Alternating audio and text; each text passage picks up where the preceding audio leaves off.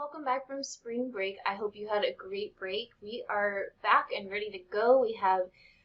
We're getting down to the wire to the AP test, so we are going to wrap up our notes on personality today, and tomorrow we'll talk about measuring personality. So today's notes are going to focus on two more categories of theories around personality. So we will talk about trait theories, and then we will wrap up with social cognitive theories. So let's go ahead and start with trait theories. Unlike psychodynamic theorists who focused on sort of these hidden forces behind how we behave, the trait theorists focused on observable behaviors and personality characteristics that they call traits. So we'll start with one trait theorist named Gordon Allport. So Gordon Allport was a psychologist working in the 1930s. He was really the first psychologist to develop a theory based on this idea of traits, of personality traits. So that might sound familiar to you though, because we use this language now. It's become extremely popular to look at personality traits. So the Enneagram, Myers-Briggs, Harry Potter sorting, everybody loves to talk about personality traits. And we kind of define ourselves by these traits sometimes, which can be good and bad. So we'll talk more about that tomorrow, but this all starts with Gordon Allport. So Allport said that psychoanalysis was impractical and unscientific. You couldn't measure unconscious forces behind behavior, so he rejected that kind of thinking. He also rejected looking at environmental influences. He wanted to see, and he believed, that these personality traits, that certain traits were common among people and that we could identify specific traits within everybody individually. So different combinations of those traits. So he believed that personality was guided by about 5 to 10 central traits with which people were born. Another trait theorist named Raymond Cattell was the man who really brought us something that we'll hear a lot about the rest of this year, which is factor analysis. So factor analysis, it relates to statistics. It's a method of statistics that basically analyzes multiple variables that are correlated. So it takes different variables that show correlation and it identifies how those correlations connect with each other. So it takes variables that there seems to be a connection, and then it tries to figure out what kind of connection that is. What is that? Cattell, in contrast to Gordon Allport, Cattell took the number of traits and tried to reduce them into what he called clusters. So this made it a little bit more manageable and a little bit easier to measure personality through looking at traits. According to Raymond Cattell, there were two overarching types of traits. So the first is called surface traits. These are the things that are, like they sound, on the surface. They're observable, things that we can see somebody doing. And then the second type of trait he called source traits. And those are where we get what we call the 16 personality factors that make things like the Myers-Briggs personality test really popular. So these are fundamental characteristics that sort of form a basis for other traits of our personality. So they are the things that drive our personality and result in those surface traits. So we have the surface traits, what we can see on the outside, and then the source traits are what's below that, what the source of those surface traits is. All right, and then another group of trait theorists that you need to know about, this is two psychologists named Hans and Sibyl Eysenck. And they also looked at factor analysis. Now, they looked at 3 genetically influenced dimensions of personality that they called temperaments. So having a certain type of temperament. So they categorized this in 3 ways. Number 1, they looked at extroversion versus introversion. You are familiar with these terms. A lot of us identify ourselves as one or the other. So basically, this is a temperament based on your need for either more external stimuli or less external stimuli. It's sort of where you get your energy from. So an introvert is someone who, they may love socializing, but they eventually are going to need that alone time to recharge. And an extrovert is someone who feeds off of the energy of other people to feel energized and rejuvenated. So it's not necessarily about someone being more social or more shy. we tend to have this misunderstanding of those terms. So it's not about that, it's more about where you get your energy from. Then the second group is looking at temperaments called neuroticism or stability. So that's just the degree of someone's emotional stability. So if they are stable, then they would be on the stability side. If they're emotionally less stable, they would tend towards neuroticism. And then the last is psychoticism versus socialization.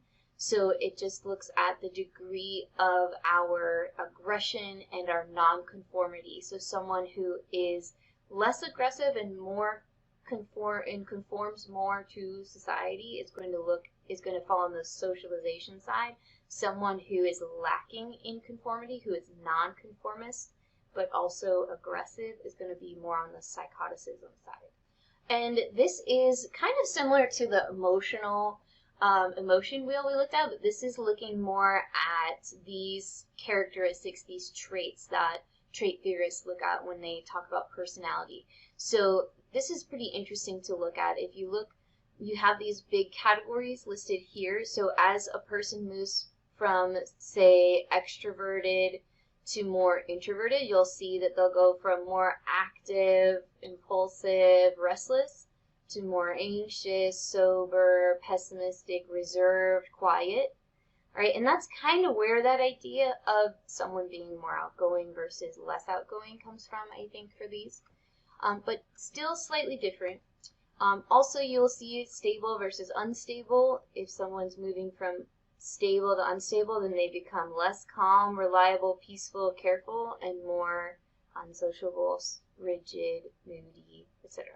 All right, and now we get to a really big assessment of personality that has become pretty well known in the field of psychology, and it is one of the more reliable personality assessments. And this comes from Paul Costa and Robert McCrae, or Costa and McCrae, and they developed what is called the 5-factor model. So this we will call the Big Five.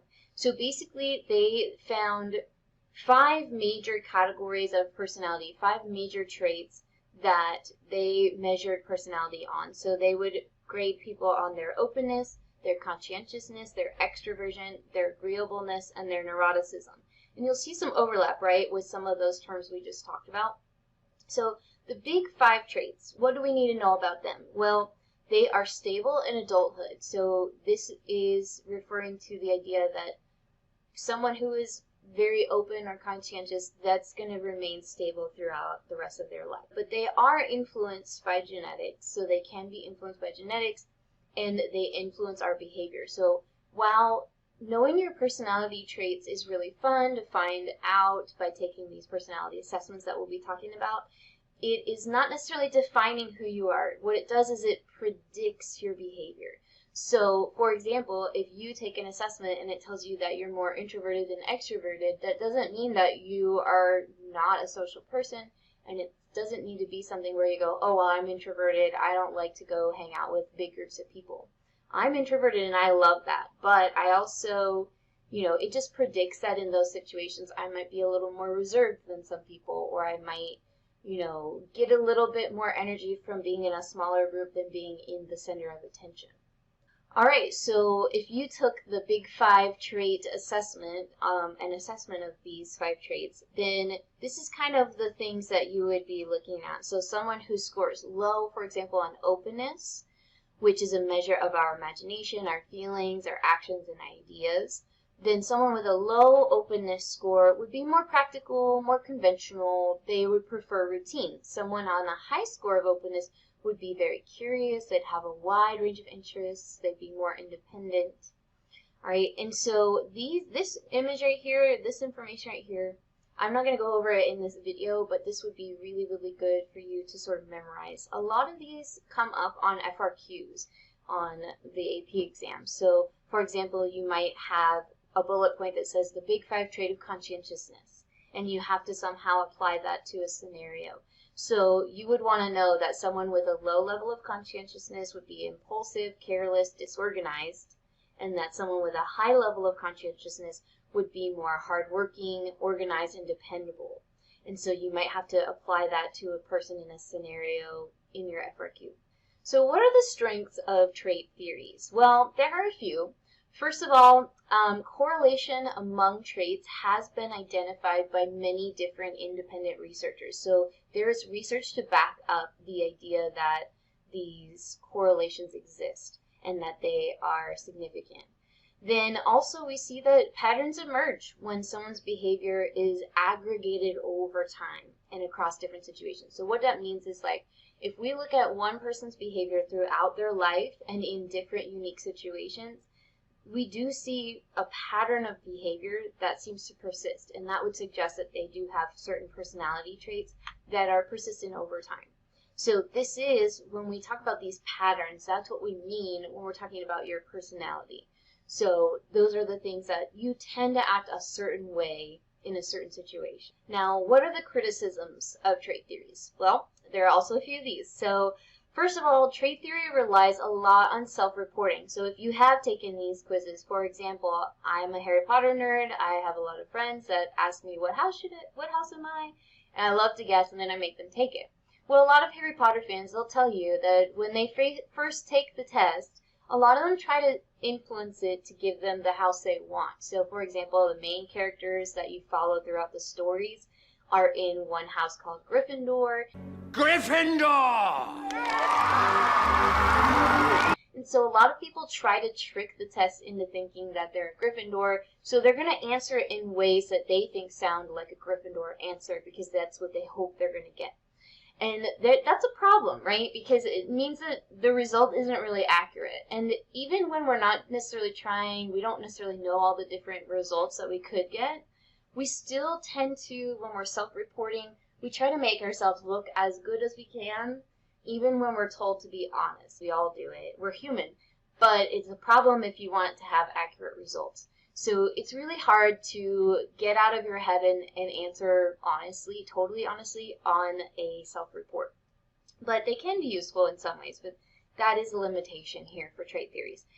Also, there's no attempt in trait theory to explain why certain traits or behaviors develop. So not necessarily looking at why those things have developed in a person, just looking at what exists already. Research shows that situational variables tend to more accurately predict behavior than personality traits. And the last criticism of trait theory is that it doesn't really distinguish between trait and personality very well. So what are our traits and what is our personality? And that sounds like, well, aren't those the same thing? Well, that's the confusion, right? They could do a better job of distinguishing between these two terms to help people better understand how they work together.